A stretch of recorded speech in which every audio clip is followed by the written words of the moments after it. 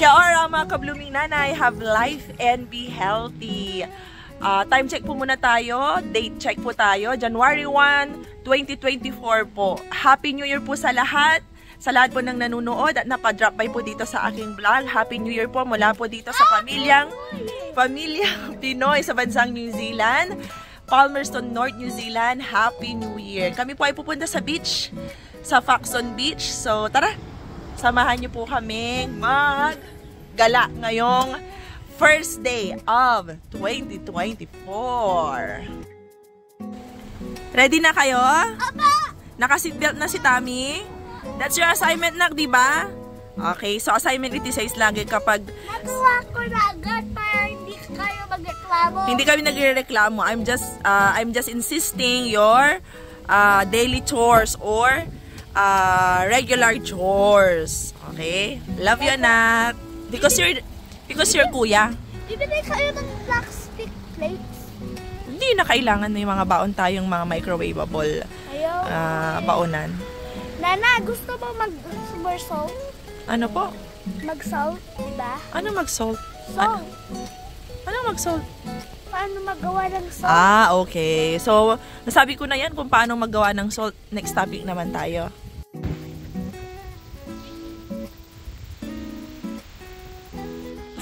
Tayo sa Faxon Beach. Ang daming tao, daming nakapark. Medyo nahirapan nga kami maghanap ng parking. At naka-summer get up po ako. Naka-short, mini short po ako. At parang gusto kong magsisi kung bakit ako nagganito, nag-get up. Dahil sobrang ginaw. Ang ganda-ganda ng araw, pero sobrang ginaw. Hindi po kinakaya. Diyos ko. Parang gusto kong magbalik sa hoodie. Sabi ko, bakit nag-short ako? Ba't di ako nagdala ng pajama ko? Or jogging pants? My God, sobrang ginaw. Grabe. Hindi ko malubos maisip na itong mga puti na ito ay nakakapag-swimming sa ganitong klaseng ginaw or lamig. Saan na ba sila nag-park? Sandali lang, hanapin ko muna yung mga junakis ko. Hindi ko na alam at tandaan kung saan sila nag-park. Tulog pa ang aking bunso.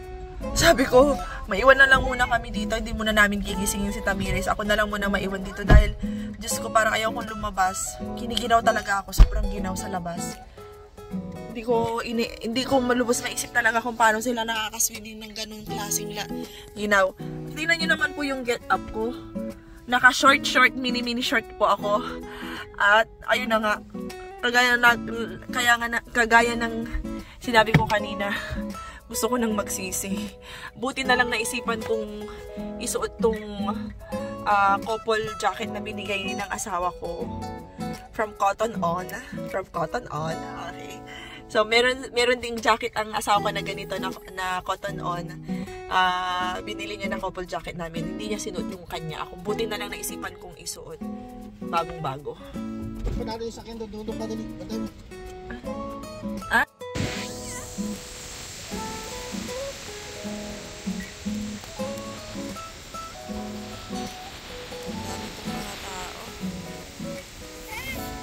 Talaga ako. Grabe. Dami pong mga tao.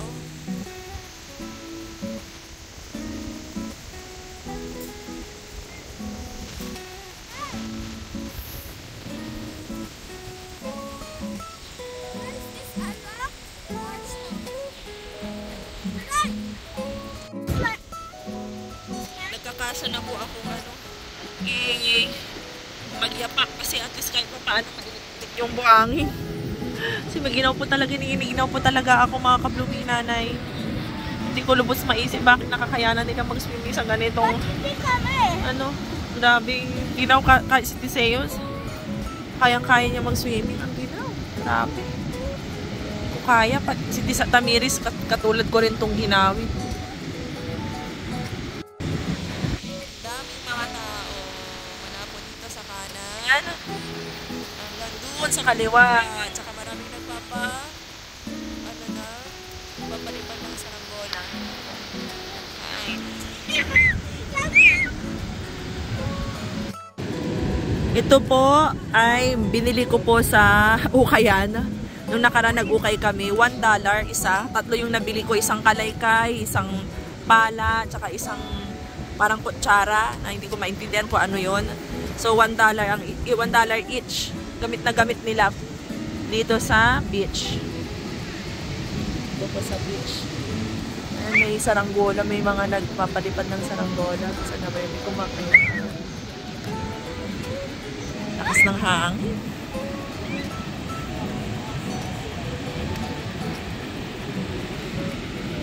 Happy kayo? Happy? Kite. Yes, Tamiris. Kite. Nakita ni Tamiris yung kite.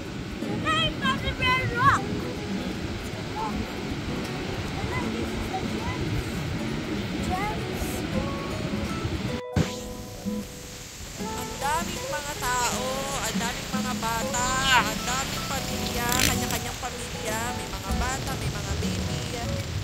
Yun. Giginaw talaga ako, pero sino ba din sila giginaw?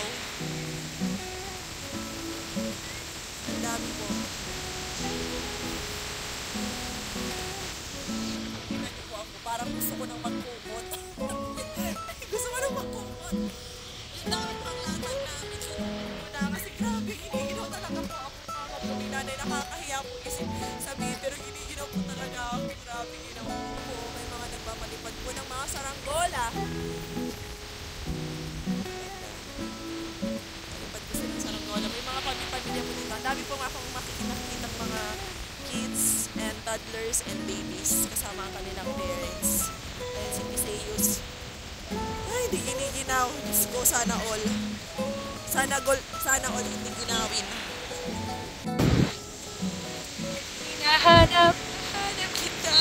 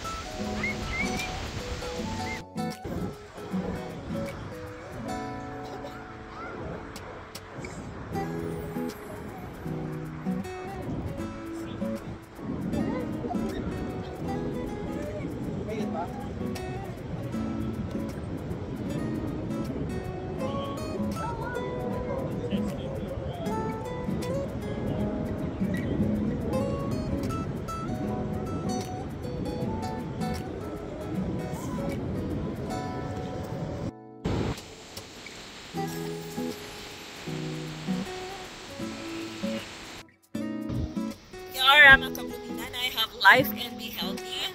We are here in Foxton Beach. Alam niyo po mga kabluminan and Metro Believers, ang isa sa mga magagandang traits na nakita ko dito sa New Zealand ay kapag pasyalan, kapag pagpupunta ka ng park or beach, lagi kang makakakita ng pamilya. May nanay, tatay, mga bata. Parang napakadalang ka lang makakita ng mga kabataan na pumapasyal na magbabarkada, ganun, or mag-isa, or yung magbabarkada or magkakaklase. Dito talaga sa New Zealand makikita mo sa mga beaches or mga parks yung nanay, tatay, mga bata, o kaya mga pamilya talaga. So ang quality time nila dito ay yung mamasyal sa park at saka mga beaches. Yun lang mga kabluming nanay, love ya.